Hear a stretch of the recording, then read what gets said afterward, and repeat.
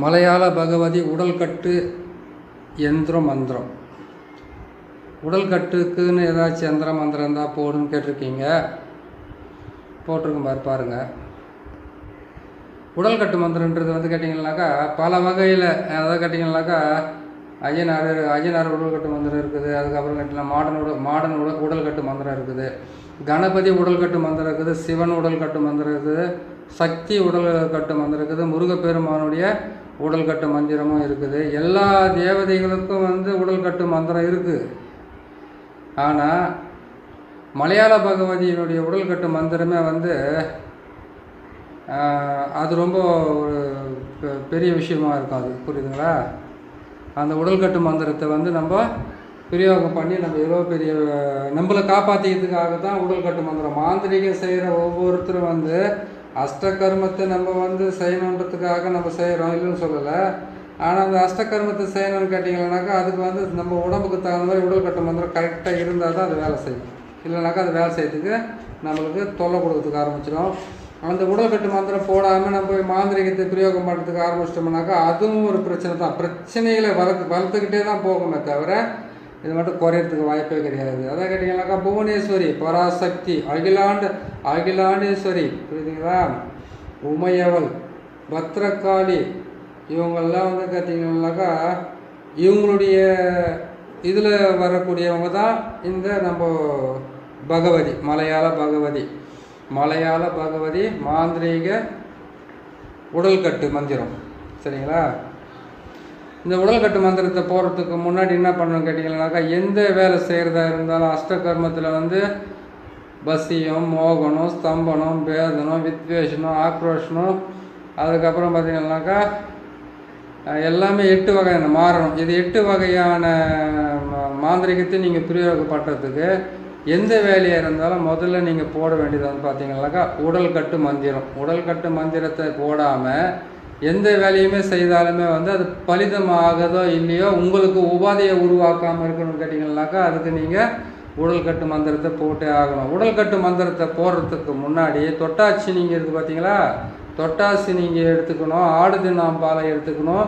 ஆடாதோடனுடைய வேர் எடுத்துக்கணும். இது 3த்தையும் எடுத்து உங்கள் உடம்புக்குள்ளே பார்த்தீங்கன்னாக்கா அப்புறம் சிவனார் வேம்புன்னுவாங்க. சிவனார் வேம்பு வாங்கிட்டு வாங்க. சிவனார் வாங்கிட்டு இது எல்லாமே ஒன்றா சேர்த்து நீங்கள் ஒரு தாயத்தை போட்டுக்கணும் கழுத்தில். அது போட்டுக்கிட்டதுக்கப்புறம் கேட்டிங்கன்னாக்கா இந்த சிவனார் வேம்பு, அதுக்கப்புறம் கேட்டிங்கன்னாக்கா இந்த தொட்டாச்சி நீங்கள் ஆடு தின்னாம்பாலை, ஆடாதோட இது மொத்தத்தையும் கரெக்டாக எடுத்துக்கோங்க. எடுத்துன்னு கரெக்டாக நீங்கள் செய்து அந்த தாயத்துக்குள்ளே அடைச்சி முதல்ல நீங்கள் போட்டுக்குங்க. தொட்டாசி நீங்கள் எடுக்கணும்னு கேட்டிங்கன்னாக்கா புதன்கிழமை, வளர்பிரியாக இருந்தால் திங்கக்கிழமை அன்றைக்கி எடுங்க. வெள்ளிக்கிழமை எடுக்கலாம். ஆனால் அன்றைக்கி பார்த்திங்கன்னா சுக்கிர பகவான் வரைக்கும் உச்சம் ஆட்சி ஏதாச்சும் ஒன்றுலேருந்து எடுத்தால் ரொம்ப நல்லா வேலை செய்யறதுக்கு ஆரம்பிக்கும். அப்புறமா பார்த்திங்கன்னாக்கா இன்னொரு விஷயம், நம்ம ஆடு தின்னாம்பாலை இருக்குது பார்த்தீங்களா, ஆடு தின்னாம்பாலை எடுக்கணும்னு கேட்டிங்கன்னாக்கா திங்கக்கிழமை தான் எடுக்கலாம், ஞாயிற்றுக்கிழமை தான் எடுக்கணும். அதை மற்ற நாளில் எடுக்கக்கூடாது. ஞாயிற்றுக்கிழமை எடுக்கிறது ரொம்ப நல்லது. திங்கக்கிழமை செவ்வாய்க்கிழமை கூட எடுத்துக்கலாம். அது தாராளமாக எடுத்துக்கலாம். மங்களவாரம் சொல்லக்கூடிய செவ்வாய்க்கிழமையில் நீங்கள் எடுத்து அதை நீங்கள் யூஸ் பண்ணிக்கோங்க.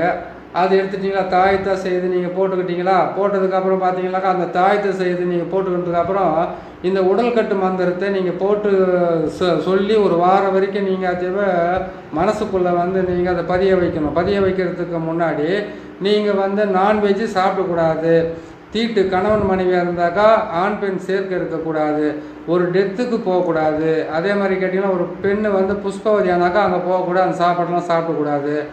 அதுக்கப்புறம் கேட்டிங்கன்னாக்கா ஒரு பெண்ணு குழந்தை பெற்று இருந்தாக்கா அந்த வீட்டில் போய் சாப்பிடுவாங்க. இந்த தீட்டு எல்லாம் படாமல் ஒரு வாரம் இல்லைன்னா ஒரு மண்டலம் 48 நாள் இந்த காலத்துலலாம் யாரும் கரெக்டாக இருந்தாலும் சாமிக்காகவோ இவங்க செய்கிற தொழிலுக்காகவோ யாரும் இருக்க போகிறதில்ல. அதனால் நீங்கள் என்ன பண்ணுங்க, ஒரு வாரம் 7 நாளாவது இருங்க. 7 நாளாவது கரெக்டாக என்ன பண்ணுங்கன்னா ஒரு பொழுதோடு இருந்து இந்த மலையாள பகவதியினுடைய உடல்கட்டு மந்திரத்தை நீங்கள் பிரயோகம் பண்ணி நீங்கள் தாராளமாக நல்லபடியாக நீங்கள் அது போட்டு செய்துட்டாவே செய்து முடிக்கணும். செய்து முடிக்கிறதுக்கு முன்னாடி நீங்கள் இந்த உடல்கட்டு மந்திரத்தை செய்யறதுக்கு முன்னாடி முதல்ல மயானத்துக்கு போகணும். மயானத்தில் போட்டு எரிமேடை இருக்குதா, அந்த எரிமேடை இருக்குதா, இல்லை எரிமேடை இல்லைன்னா கூட பரவாயில்ல, எங்கேயாவது பணத்தை எரிச்சிருக்காங்களா, அந்த எரிச்ச இடத்துல போய் உக்காந்துன்னா அந்த சாம்பலுக்கு பக்கத்தில் ருத்ரனுடைய விபூதின்னு சொல்லுவாங்க. அது புரியுதுங்களா? அங்கே போயிட்டு என்ன பண்ணிக்கிட்டா முதல்ல 4 பக்கமும் கற்பூரம் கொளுத்திட்டு நீங்கள் என்ன பண்ணுறீங்கன்னாக்கா மனசார வேண்டிக்கணும். ருத்ர பகவான்கிட்ட இருந்து மனசார வேண்டிக்கங்க. இந்த மாதிரி வந்து நான் அந்த மாந்திரிகத்தில் வந்து தொடக்கூடிய எல்லா பொருளுமே வந்து எனக்கு பலிதமாகணும், சொல்கிறது வந்து வார்த்தை பலிதம் இருக்கணும், செய்கிற தொழில் பலிதம் இருக்கணும், மக்கள் வந்து நம்பி வர்றவங்களுக்கு உண்டான செய்து கொடுக்குற எல்லா வேலையுமே வந்து நல்லபடியாக நடக்கணும்னு நீங்கள் செய்துக்குங்க. செய்து கொடுத்து அவங்க ஏதாச்சும் ஒரு மிஸ் பண்ணிட்டு தவறானாக்கா எந்த தப்பும் கிடையாது.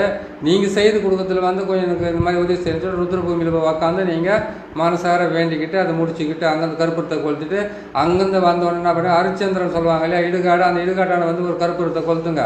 கொளுத்தி முடிச்சுட்டு அதுக்கப்புறம் 2 இடத்துல முடிச்சிட்டிங்களா, பிள்ளையார் கோயில் எங்கே இருந்தாலும் பரவாயில்ல, அரச மரம் பிள்ளையாருங்கிற எந்த பிள்ளையார் கோயிலாக இருந்தாலும் அந்த பிள்ளையார் கோயிலாண்ட போயிட்டு உக்காந்து ஒரு 10 நிமிஷம் உக்காந்து உங்கள் மனசுக்குள்ளே இருக்கிறத வந்து தெளிவாக சொல்லிவிட்டு, அரச மரம் பிள்ளையாராக இருந்தாக்கா உங்களுடைய பேரை வந்து ஒரு செம்பு தகட்டில் எழுதி அந்த செம்பு தகட்டிலே வச்சு என்ன பண்ணுறீங்கன்னு கேட்டிங்களானாக்கா, நீங்கள் கரெக்டாக வந்து அந்த அரச மரத்தில் அடிச்சுட்டு பிள்ளையாருடைய இப்போ கால் பாதத்தான கற்பூரத்தை போட்டு கொளுத்திட்டு அங்கேருந்து என்ன பண்ணி அவர் காலை தொட்டு கும்பிட்டு அதுக்கப்புறம் வந்து என்ன பண்ணி கேட்டிங்கனாக்கா ஒரு 3 முறை தலைக்கு வந்து தண்ணியை வந்து தெளிச்சிக்கிட்டு, இல்லைனாக்கா நீங்கள் தீர்த்த மாதிரி எதாவது தெளிச்சிட்டு உக்காந்து இது என்ன பண்ணாக்கா உடம்பு மேலே வந்து நம்ம கீழே கட்டுற வேட்டி லுங்கி இல்லை நீங்கள் வந்து இந்த சாமிக்காக நீ போட்டிருக்கிறது எந்த பொருள் இருந்தாலும் அதை மட்டும் தான் நீங்கள் கரெக்டாக பார்த்து செய்யணும், கட்டிக்கணும். அதை விட்டுட்டு வந்து நம்ம ஏதாவது ஒரு துணியை கட்டிக்கிட்டு உட்காந்து மந்திரத்தை சொல்கிறோன்னு சொல்லக்கூடாது. இதை பார்த்து கரெக்டாக செய்யுங்க. அப்படியே வந்து இல்லைனாக்கா விநாயகர் பெருமாள் இல்லாட்டாக்கா முருகப்பெருமான்கிட்ட போய் உட்காந்து கோயில் அதை சுப்பிரமணியர் கோயிலில் போய் உக்காந்துக்கிட்டு இந்த மந்திரத்துங்களை சொல்லி நீங்கள் மனப்படம் பண்ணிக்கிட்டு வரணும். சரிங்களா? அது மாதிரி செஞ்சால் தான் அது வந்து கரெக்டாக வரும். இந்த சக்கரத்தை வந்து முதல்ல வந்து என்ன பண்ணணும் கேட்டிங்கன்னாக்கா, நீங்கள் இந்த சக்கரத்தை வந்து விபூதியாலே தரையில் போடணும். நல்லா பாருங்கள், ரூன்ற எழுத்தில் போட்டு கீழே வந்து சூளம் வந்து உக்காந்துருக்குது. உள்ளே வந்து பார்த்தீங்கன்னாக்கா மலையாள பகவதியினுடைய சக்கரம் இருக்குது. அந்த சக்கரத்தில் வந்து பார்த்தீங்கன்னாக்கா பகவதி ஓம் பகவதி வசின்ற ஒரே ஒரு வார்த்தை தான் இருக்குது. புரியுதுங்களா? ஓம் ஓம் பகவதி வசின்ற வார்த்தை மட்டும் தான் அது போட்டிருக்குது. இதை மட்டும் நீங்கள் போட்டு செய்துட்டு என்ன பண்ணுறேன்னு கேட்டிங்களானாக்கா, நான் சொன்ன மாதிரி வந்து இது போட்டுட்டு இந்த சக்கரத்தை வந்து விபூதியாலே போடுங்க. விபூதியாலே போட்டுட்டு அந்த விபூதிக்கு பக்கத்தில் என்ன பண்ண கேட்டிங்களானாக்கா கற்பூரத்தை வாங்கிக்கோங்க. கற்பூரம் வாங்கிக்கோங்க. கற்பூரத்தை வாங்கினா பாருங்க கேட்டிங்கனாக்கா, இப்போ நான்வெஜ்க்கு வந்து பார்த்தீங்கன்னாக்கா பால் பழம் அதுக்கப்புறம் வந்து கேட்டிங்கன்னாக்கா சூடம் பத்தி கற்பூரம் இதெல்லாம் எல்லாமே வாங்கிக்கோங்க. வாங்கிட்டு வந்து வச்சுக்கிட்டு இதெல்லாம் பக்கத்தில் வச்சுக்கிட்டு என்ன பண்ணுறீங்க கேட்டிங்கனாக்கா, நீங்கள் மந்திரத்தை சொல்ல சொல்ல சொல்ல சொல்ல சொல்ல அந்த சக்கரத்து மேலே வந்து என்ன பண்ண மஞ்சளை போடணும், குங்குமத்தை போடணும், அதுக்கப்புறம் அந்த பாலை ஊற்றணும், அதுக்கப்புறம் வந்து முக்கணின்னு சொல்லுவாங்க அந்த கனிகளை வாங்கிட்டு வந்து அது மேலே போடணும். இது எல்லாத்தையும் போட்டு முடித்து அதுக்கு வந்து செய்ய வேண்டிய வேலையெல்லாம் இதெல்லாம் செய்து முடிச்சதுக்கப்புறம் என்ன பண்ணுறீங்கன்னு கேட்டிங்கனாக்கா, அந்த இடத்துலேருந்து அந்த சக்கரத்தை தொட்டு கும்பிட்டு அதுக்கப்புறம் வந்து உடல் கட்டு மந்திரத்தை வந்து நீங்கள் பிரயோகம் பண்ணலாம். உங்கள் கையில் வந்து திருநீரை கையில் வச்சுக்கோங்க. கையில் வந்து திருநீரை கையில் வச்சுக்கிட்டு நீங்கள் சொல்ல வேண்டிய மந்திரம் வந்து ஓம் மலையாள பகவதி, ஓம் மலையாள பகவதி, தேகத்தில் பஞ்சாட்சர மூர்த்தி காவல், கைகளில் மகேஸ்வரி காவல், சிரசு முதல் பாதம் வரை அஷ்ட தேவர்களும் ஓம் என்ற ஆச்சாரமும், காதில் வீரபத்ர தேவனை சுற்றி கால்வரன் காத்து ரட்சிக்க. இதை தான் நீங்கள் சொல்ல வேண்டிய மந்திரம்.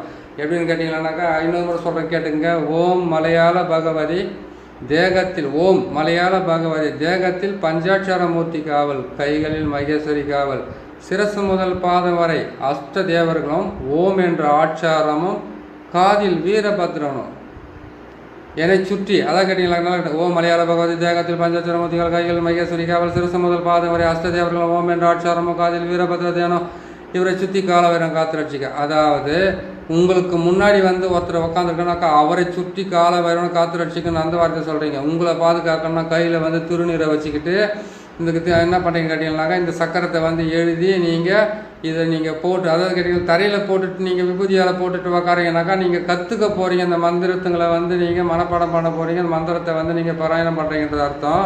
இதே சக்கரத்தை வந்து நீங்கள் தகட்டில் எழுதி அந்த தகட்டோடு சேர்த்து அஷ்டகந்தமும் கட்டுச்சாந்தி, இதை அஷ்டகந்தம், புணுக்கு, ஜவ்வாது, கஸ்தூரி இதையெல்லாம் சேர்த்து நீங்கள் மையாக்கி அந்த மையை வந்து வச்சு நீங்கள் செய்துட்டு இது வந்து தேக சுத்தி பண்ணிக்கணும். அதுக்கப்புறம் மந்திர சுத்தி மந்திரத்தினுடைய மந்திர சுத்தி, அதுக்கப்புறம் கேட்டிங்கனாக்கா எந்திர சுத்தி, அதுக்கப்புறம் இதெல்லாம் செஞ்சிடணும். இதெல்லாம் செஞ்சு முடிச்சதுக்கப்புறம் தான் நீங்கள் அதை வந்து கரெக்டாக செய்ய முடியும். புரியுதுங்களா? இதெல்லாம் செஞ்சு வச்சுங்க. இந்த தாயத்தை வந்து செய்யும் போடும்போது வந்து மிளகு சாரணைன்றது வந்து ஒரு மூலிகை இருக்குது. அதை கேட்டிங்கனாக்கா திருமணமே ஆகாதவங்களுக்கு கூட திருமணத்தை செய்து வைக்கும் மிளகு சாரணை. வெள்ளிக்கிழமை அன்னைக்கு காலையில் சுக்கிரவாரம் சொல்லக்கூடிய அந்த காலையில் 6லேருந்து 7 மணிக்கு சுக்கிரவாரையில் வந்து இதுக்கு எலுமிச்சம்பழமும் தயிர் சாதம் அதுக்கப்புறம் பால் பழமெல்லாம் வச்சு அதனுடைய ஆணி வேறு அறுபடாமல் பிடிங்கிட்டு வந்து ஒரு பெண்ணை வந்து திருமணம் பண்ணிக்கிறதுக்கு ஒரு ஆணை திருமணம் பண்ணிக்கிறதுக்கு அந்த தாயத்தை வெள்ளி தாயத்தில் போட்டு கொடுத்தாங்கன்னாக்கா அது கரெக்டாக திருமணம் நடக்கும், இல்லைன்னு சொல்லலை. ஆனால் அந்த மிளகு சாரணையை வந்து நீங்கள் இதே இதில் வந்து பழக்கத்திலே வந்து வெள்ளிக்கிழமை அன்னைக்கு காலையில் எழுந்திரிச்சோன்னே என்ன பண்ணி கேட்டிங்கனாக்கா நீங்கள் அந்த மிளகு சாரனுடைய வேர் எடுத்து போய்ட்டு எலுமிச்சம்பழம் எடுத்துக்கோங்க. அதுக்கப்புறம் மஞ்சள் நூல் எடுத்துக்கோங்க. அந்த மஞ்சள் நூலை கொண்டு போயிட்டு அது மேலே வந்து காப்பு மாதிரி கட்டிட்டு அது நிறைய பேர் மூலிகை சாப்பிட்டு சொல்லுவாங்க. சிவன் சாபம் நசி நசி, சக்தி சாபம் நசி நசி, தேவர்கள் சாபம் நசி நசி, சித்தர்கள் சாபம் நசி நசி, நசி நசி நசி எனக்கு வசியமாக கடவுண்டு உரம் வந்திருக்குது.